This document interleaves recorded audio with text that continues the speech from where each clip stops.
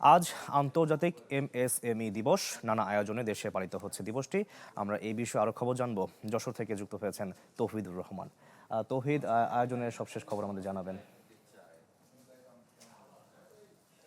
শাকিল, আসলে আজকে এসএমই দিবস হলেও গত 10 দিন আগে অর্থাৎ গত 19 তারিখে এখানে এসএমই মেলা শুরু হয়েছে। এখানে যে বিসিক আছে তাদের উদ্যোগে এবং জেলা প্রশাসনের সহযোগিতায় 10 দিন ব্যাপী উদ্যোক্তা মেলা। এই উদ্যোক্তা মেলা আপনি দেখছেন যে সকাল থেকে বিভিন্ন স্টল খুলে বসে আছে। এখানে 60টিরও বেশি স্টল বসেছে, যেসব স্টলগুলিতে স্থানীয় উদ্যোক্তারা তাদের তৈরি বিভিন্ন সামগ্রী নিয়ে প্রদর্শন করছেন এবং বিক্রিও করছেন। আমি সকাল থেকে কথা বলেছি কয়েকজনের সাথে, যদিও মেলা সকালে খুব একটা জমে না, বিশেষ করে আজকে আর্জেন্টিনার ম্যাচ থাকার কারণে আরো একটু দেরিতেই মেলা আর পসরা নিয়ে বসা শুরু করেছেন সকলে।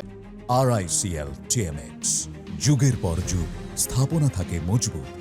তবে এখানে যারা এখন পর্যন্ত দোকান খুলেছেন এবং বেচাকেনা করছেন গত 10 দিন ধরে, তাদের সাথে কথা বলে জেনেছি যে তারা সন্তোষজনকভাবে এখানে বেচাকেনা করতে পেরেছেন। এর বাইরে উদ্যোক্তারা যেটা বলছেন, এই জাতীয় প্রদর্শনীতে বিক্রির যত না তার থেকে বেশি থাকে তাদের উৎপাদিত সাথে পরিচিত করা এবং নতুন মার্কেট তৈরি করার কথা।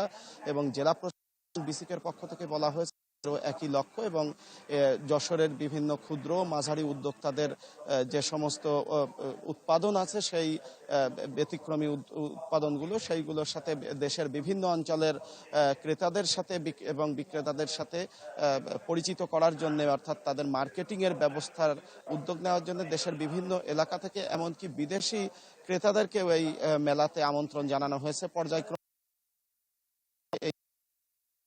এবং তারা বলছেন যে এই মেলা যথেষ্ট সার্থক হয়েছে এবং নিয়মিত এই মেলার আয়োজন তারা করবেন বলে আমাদেরকে জানিয়েছেন। এবং তারা বলছেন যে এই মেলাই তারা শেষ না, এরপরে ইতিমধ্যে চেম্বার অফ কমার্সের সভাপতি জানিয়েছেন যে ইন্দোনেশিয়ায় একটি আন্তর্জাতিক মেলার আয়োজন করেছে, এখানে যারা নজর কাড়বে তাদেরকে সেই মেলাতেও স্টলের ব্যবস্থা করা হবে।